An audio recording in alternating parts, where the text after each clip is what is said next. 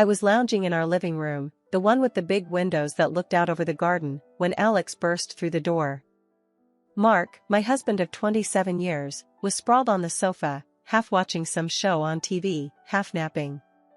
Our lives were comfortable, to say the least. I was a senior exec at a jewelry firm, and Mark had his own construction business. We worked hard for what we had, and our country house was a testament to that. "Mom, Dad, I've got news," Alex announced, his eyes sparkling with excitement. He was our only child, the center of our world, and usually, his news ranged from getting a promotion at work to winning some local football match with his mates. But today, he had a different kind of glow about him. Mark sat up, rubbing his eyes. "What's up, champ?" he asked, using his pet name for Alex since he was a toddler. I straightened up, too, sensing this was more than just his usual updates. "What's going on, Alex? You look like you've won the lottery or something." Alex's grin widened. "Better," he said. "I'm getting married." The room went silent. It was as if someone had sucked all the air out. Married? The kid was only 25, for heaven's sake. Mark and I exchanged a glance, both of us mirroring the other's shock. "Married?" I finally echoed, my voice higher than I intended. "To who? When did this happen?" "Yeah, mate," Mark chimed in, his tone laced with disbelief. "You've barely been dating anyone long enough to, get married." Alex, unfazed by our reaction, beckoned to the doorway. "Come in, Emily." That's when I saw her for the first time. Emily was pretty, no doubt, with a smile that could light up a room. But something about her didn't sit right with me. Maybe it was the way she looked at Alex, like he was a prize to be won. "Mom, Dad, this is Emily," Alex introduced her, proud as a peacock. "We're in love, and we've decided to get married." "Nice to meet you," Emily chimed, her voice sweet, too sweet. "I've heard so much about you both." Mark stood up, offering a hand. "Well, this is a surprise. How long have you two been?" 6 months, Emily answered, squeezing his hand gently. 6 months? I repeated, my mind racing. 6 months and now marriage? It didn't add up. "Alex, can we talk?" "Not now, Mom. We're here to celebrate," he said, wrapping an arm around Emily. "We're getting married, and that's final." I bit my tongue, wanting to protest, to scream that it was too fast, too reckless. But I held back. This was my son, and if he said he was happy, then who was I to argue? "Okay," I said, forcing a smile. "Let's sit down. You must tell us all about it. How did you two meet?" As they recounted their story, something about a shared project at work leading to late-night dinners and weekend getaways, my mind wandered. It wasn't just the haste of the wedding that bothered me. It was Emily. She was too polished, her story too rehearsed. And then there was the timing. Just last month, we'd bought Alex a brand new car, a congratulatory gift for his promotion. And now, suddenly, he was getting married? The dinner went on, with Emily sharing more about her life, which, conveniently, didn't include any family of her own. "I'm an orphan," she said at one point, a perfect touch of sadness in her voice. "Alex and his family are all I have now." Mark and I nodded, offering sympathetic smiles, but alarm bells were ringing in my head. This felt off. Way off. After dinner, as Alex and Emily left, promising to keep us updated on the wedding plans, Mark turned to me, his expression grave. "You think what I'm thinking?" he asked. "That this is a mistake?" I replied. "Absolutely. But how do we tell him? He's smitten. We need to talk some sense into him, Lena. This is moving too fast. It's not right." The weeks following Alex's bombshell announcement were a whirlwind of emotions and, frankly, a growing pile of doubts. Mark and I had hoped our initial shock would fade, that we'd get to know Emily, and all our worries would prove pointless. But that's not how it panned out. Not by a long shot.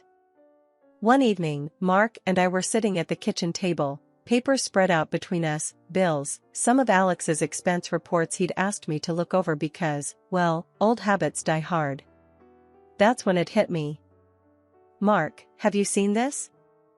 I asked, holding up a credit card statement that was higher than the Empire State. "Since when does Alex spend like a man with a hole in his pocket?" Mark leaned over, his brow furrowing as he scanned the numbers. "What the hell is this? $5,000 at a fancy restaurant? And what's this, another four on jewelry? Since when does Alex buy jewelry?" We knew we had to talk to Alex, get some straight answers. So, we invited him over for dinner, a casual affair, but with the intent to dig a little deeper. Emily, conveniently, had other plans. "Alex, son," Mark began, passing him a beer and taking a seat across from him at the table, "we've been going over some of your expenses. Mind explaining some of these charges?" Alex took a sip, his face the picture of innocence. "What charges?" "The $5,000 at La Table d'Or for starters," I chimed in, trying to keep my tone light, not wanting to sound like I was accusing him of anything. "Oh, that," Alex laughed it off. "That was for Emily's birthday. Wanted to do something special, you know? Special's one thing, but this?" Mark gestured to the statement. "This is nuts, Alex. And there's more. Jewelry, clothes, spa treatments. It's like you're bleeding money." Alex's demeanor shifted, a slight edge creeping into his voice. "Look, I know it's a lot, but Emily's worth it. You'll see. Once we're married, things will settle down." "But, Alex," I pressed, "doesn't it seem a bit fast? You've only known her for 6 months. And all these expenses. It's not like you." He stood up then, frustration evident. "I can't believe this. I thought you'd be happy for me. Emily makes me happy. Why can't you see that?" "We do, son," Mark said, standing to put a hand on his shoulder. "We just want to make sure you're not getting taken advantage of." Alex shrugged off his hand. "I'm not a kid, Dad. I know what I'm doing." With that, he grabbed his jacket and left, leaving us with more questions than answers. As we prepped for bed, thoughts of how to protect Alex swirled in my head. But then, another curveball hit us. Alex called, his voice a mix of excitement and nerves. "Mom, Dad, Emily's pregnant. We need to speed up the wedding." That news hit like a freight train. "Pregnant? Now?" It explained the rush, but it piled on a ton more doubts. The wedding wasn't just fast-tracked, it was shot out of a cannon. Between the shock announcement and the big day, time seemed to warp. The preparations were a blur, each day melding into the next under the weight of organizing what was shaping up to be a lavish affair, thanks largely to Emily's modest wishes. One evening, as Mark and I reviewed the final guest list and the mountain of bills that had piled up, the reality of it all hit me like a ton of bricks. "Mark, this is insane," I said, shaking my head in disbelief. "We're bleeding money left and right. This wedding, it's like we're throwing a royal bash." Mark, ever the calm in my storm, sighed deeply. "Lena, what can we do? Alex is dead set on this, and with the baby on the way. We've got to support him." "Yeah, but at what cost?" I snapped back, frustration boiling over. "It's not just the money, Mark. It's this whole rush job. It doesn't sit right with me." Before we could spiral further into our debate, Alex called, excitement brimming in his voice. "Hey, Mom, Dad, everything's set. This is going to be the best day ever." I forced a smile I hoped he could hear over the phone. "That's great, honey. We're so happy for you." The day arrived in a whirlwind of activity. The venue was nothing short of breathtaking, a testament to Emily's taste for the finer things in life. As guests began to fill the seats, Mark and I took our place at the front, our smiles plastered on, ready to welcome the onslaught of well-wishers. Emily floated down the aisle like a vision, her dress a masterpiece of lace and sparkle. Alex looked on, awestruck, and for a moment, my heart softened. My son was happy, truly happy. Maybe I had been wrong about Emily. The ceremony was a blur of vows and tears, mostly from Emily's side, given she had no family present. The reception kicked off with the usual pomp, speeches dripping with sweetness, and a dance floor that beckoned even the most reluctant. As Mark and I made our rounds, greeting guests and sharing laughs, I caught snippets of conversations that set my teeth on edge. "Did you hear? The whole thing's on the parents' dime," one distant cousin whispered, not so discreetly. "Quite the fairy tale, huh? Wonder how long till the clock strikes midnight," another quipped, sipping on a cocktail that probably cost more than my first car. I brushed off the comments, focusing instead on making sure everyone enjoyed themselves. It was during one of these rounds that I overheard a conversation between Emily and a group of her friends, tucked away in a quieter corner of the venue. And then I told him, if we're going to do this, it's got to be big. Go big or go home, right? Emily was saying, her laughter light and carefree. One of her friends chimed in, "Girl, you landed a gold mine. Play your cards right, and you're set for life." My heart sank. There it was, the confirmation of my worst fears, laid bare in a few careless sentences. I wanted to confront her then and there, demand she explain herself, but Mark caught my eye, shaking his head slightly. "Not here. Not now." Post-wedding life settled into a rhythm of sorts, but not the kind you'd hope for. The bills kept coming, each one a stark reminder of the lavish affair that was Alex and Emily's wedding. But it wasn't just the wedding expenses that had me on edge, it was the continuous drain on the account we'd set up for them, supposedly for starting their life together. One evening, as Mark and I were going through our finances, I came across the latest statement for Alex and Emily's account. My heart sank as I scanned the list of transactions. "Mark, look at this," I said, my voice tight with frustration. "They're burning through money faster than we can count. Spas, designer boutiques, high-end restaurants. This isn't starting a life, it's living like there's no tomorrow." Mark took the statement, his brow furrowing as he read. "This is madness, Lena. We were supposed to help them get on their feet, not fund a never-ending honeymoon." Feeling a mix of anger and concern, I decided it was time for a heart-to-heart with Alex. I invited him over, making it clear it was a mother-son chat, no Emily. When Alex arrived, he looked happy but tired, the weight of his new life etching lines on his young face. "Alex, we need to talk about the spending," I started, not wanting to beat around the bush. "You and Emily are going through money like it's water. This isn't sustainable." Alex sighed, a defensive edge creeping into his voice. "Mom, we're just enjoying life. Emily's had it tough, you know that. I want to give her the world." "Enjoying life is one thing, Alex, but this is excessive. You're not just spending money, you're wasting it on things that don't matter. What about saving for the future? For the baby?" But before I could press further, Alex dropped a bombshell that shifted the ground beneath our feet. "Actually, Mom, about the baby," he trailed off, looking anywhere but at me. "Emily had a miscarriage." The words hit me like a physical blow. Not just the sadness of the loss, but the timing, the convenience of it all. "When? Why didn't you tell us sooner?" I asked, my suspicion struggling against my sympathy. "It happened a few weeks ago. Emily didn't want to make a big deal out of it. She's been struggling. Struggling or not, something didn't add up. The more I thought about it, the more the pieces refused to fit together. Determined to get to the bottom of it, I decided to pay a surprise visit to Alex and Emily's place the following week. What I found was a scene straight out of a luxury magazine shoot, not the home of a couple supposedly grieving and tightening their belts. The music was soft but upbeat, the apartment spotless and filled with new, expensive-looking furniture.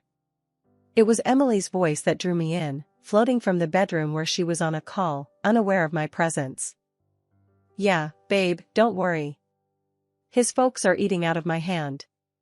We'll have the rest of the money soon." This fool doesn't suspect a thing, she was saying, her tone light, almost giddy. My blood ran cold. His folks? This fool? Was she talking about Alex? About us? I stood there, frozen, as Emily laughed again, her words a knife twisting in my gut. Just a little longer, and we'll be set for life. No need to rush the divorce. I'll milk this as long as I can. Rage and betrayal swirled inside me, a toxic mix that threatened to spill over. I wanted to storm in, confront her then and there, but something held me back. This needed to be handled carefully, strategically. I left as quietly as I had arrived, my mind racing with the implications of what I'd just heard. Mark needed to know, and we needed a plan. Emily was playing us, and it was time to turn the tables. After the revelation at Alex and Emily's, Mark and I knew it was time to get serious. We couldn't just sit back and watch as our son's life got dragged through the mud by someone who saw him as nothing more than a payday. So, we did the only thing that made sense at the time, we hired a private detective. The detective, a no-nonsense guy named Joe, came recommended by a friend of a friend who had been through something similar. He had a reputation for being discreet and getting results, which was exactly what we needed. Mark and I sat down with Joe in our living room, the air thick with tension and desperation. I kicked off the meeting, trying to keep my voice steady. Joe, our son's wife, we believe she's not who she says she is. Joe nodded, jotting down notes in a small pad. I see this more often than you'd think. What makes you suspect her? Mark took over, detailing the extravagant spending, the suspicious behavior, and the overheard conversation that had set off alarm bells. Understood, Joe said, closing his notebook. I'll start with the basics, dig into her past, and see who she's been associating with. It might take some time, but we'll get to the bottom of it. The investigation was slow, each day dragging by with no word from Joe. It was like waiting for a pot to boil, knowing that what we found might scald us. Finally, after what felt like an eternity, Joe called, asking us to meet him at his office. First off, Joe began, his expression grim, you were right to be suspicious. Emily's real name is Clara. Emily was an alias, and she's got a history of targeting wealthy men. My stomach twisted at his words, a mixture of vindication and heartbreak. What about her accomplice? I asked, dreading the answer. Joe slid a photo across the desk, showing Emily, Clara, with a man we'd never seen before. This is her partner in crime, so to speak. Been working together for years. Seems your son was their latest mark. Mark's jaw clenched, his anger palpable. Can we go to the police with this? It's enough to start, Joe confirmed. But there's more. They were planning to clean out your son's accounts, then move on to the next target. There's a trail of victims. The room spun as the implications sank in. Our son, the latest in a line of men duped by a pair of professional con artists. It was almost too much to bear. When we arrived home, Alex was there, waiting for us. His face lit up when he saw us, unaware of the storm about to break. Mom, Dad, what's up? Everything okay? He asked, noticing our somber expressions. Mark and I exchanged a look, then, with a deep breath, I began the hardest conversation of my life. Alex, we need to talk about Emily. As we laid everything out, the evidence, the photos, the lies, I watched my son's face go from confusion to disbelief to heartbreak. He was silent for a long time after we finished, the weight of the truth crushing him. Finally, he spoke, his voice cracked with emotion. I can't believe it. I trusted her. Loved her. We know, son, Mark said, putting a comforting hand on his shoulder. But we're going to get through this. Together. The days after the truth came out were like walking through a storm. I went to the police, my heart heavy, but my resolve firm. The evidence we provided was more than enough. Emily, or Clara, as we came to know her real name, was arrested along with her so-called accomplice. Watching them being taken away in handcuffs, I felt a mix of relief and sorrow. relief that we had stopped them, and sorrow for what my son, Alex, was going through. The confrontation with Emily before her arrest was something out of a nightmare. She cried, pleaded with Alex, claiming her love for him was real, that I was trying to tear them apart. Her tears might have fooled him once, but not anymore. Please, Alex, you have to believe me. I love you. Your mother, she's trying to get rid of me. She sobbed, clutching at his hands, desperate. Alex looked at her, his face hard and unreadable. Love? You call this love? You've been lying to me since the day we met. There's no us, Emily. It's over. Her pleas fell on deaf ears. The betrayal was too deep, the lies too many. Alex filed for divorce, cutting whatever ties that bound him to the woman he thought he knew. The trial was a blur. Emily and her partner were found guilty, sentenced to a short but definite term behind bars. It was justice, but for Alex, it felt hollow. The woman he had loved, the life he thought they were building, it was all a lie. After the trial, our home was filled with a heavy silence. Alex was a shadow of himself, lost in the what-ifs and the betrayal. We tried to reach out, to help him through it, but the hurt was too deep. One evening, I found him sitting alone in the living room, staring at nothing. Alex, I said gently, taking a seat beside him. You know, it's okay to feel lost right now. What she did, it's unforgivable. But you're not alone. We're here for you. He nodded, his eyes moist. I know, Mom. It's just hard. I thought I knew her. I thought what we had was real. It was real to you, and that's what counts. She made her choices, and now she's facing the consequences. But you have your whole life ahead of you. This is just a chapter, not the whole story. Alex leaned back, taking a deep breath. Yeah, I guess. It's just hard to see the road ahead right now. Take it one day at a time, I advised, squeezing his hand. And when you're ready, we'll be right here to help you rebuild, to find your path again. Mark joined us, wrapping an arm around Alex. That's right. We're family. We stick together, through thick and thin. Slowly, very slowly, Alex began to find his footing again. The pain and the betrayal didn't disappear overnight, but with each passing day, he started to look forward, to think about his future, not just the past he had lost. 2 years had passed since the trial and Emily's sentencing. Life was slowly finding its way back to some semblance of normalcy, or at least as normal as it could get after the storm we'd weathered. Alex was doing better, focusing on himself, even starting to talk about going back to college. It was a slow healing process, but he was getting there, with us by his side every step of the way. Then, out of the blue, the phone rang one evening. I answered, not expecting anything out of the ordinary. Hello? Is this Mrs. Lena Thompson? The voice was hesitant, almost timid. Yes, it is. Who's calling? I asked, a sense of unease starting to curl in my stomach. It's Emily. I mean, Clara. My heart skipped a beat. After everything that had happened, hearing her voice was the last thing I expected. What do you want? My voice was cold, harder than I intended. I'm in trouble. I need help. I have nowhere else to turn, she said, desperation seeping through her words. And you thought to call here? After everything you've done? I couldn't keep the disbelief out of my voice. I know I have no right to ask, but I'm alone, and I'm pregnant. For real, this time. The news hit me like a punch. Pregnant. The audacity of her calling us, after the lies and the pain she caused, was astounding. Listen, Clara. You made your choices.